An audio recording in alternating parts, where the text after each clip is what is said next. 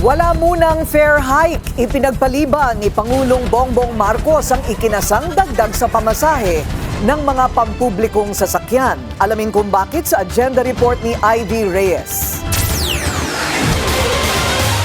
Binawi ni PBBM ang aprobadong fare hike ng Transport Department kahapon lamang dahil hindi raw ito ang panahon para magtaas ng pamasahe.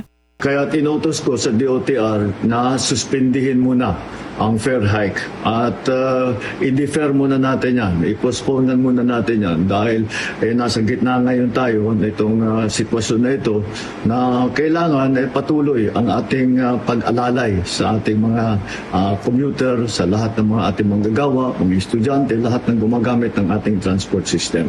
Kahapon lang, inanunsyo ng DOTR at Land Transportation Franchising and Regulatory Board o LTFRB ang aprobadong dagdag pasahe para sa iba't ibang mode of transportation, kabilang ang 1 peso increase para sa mga traditional jeepney, ang 40 peso increase ng airport taxis mula 75 pesos sa unang 500 metro patungong 115 pesos at ang base fare ng mga Transport Network Vehicle Services o TNVS mula sa karaniwang 45 pesos paakyat ng 65 pesos para sa sedan cars.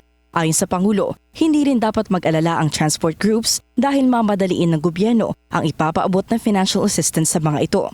Sisimulan na rin daw ang libreng sakay sa buong bansa, ang discounted train rides at toll fees. Para sa agenda, Ivy Reyes, Billionaire News Channel.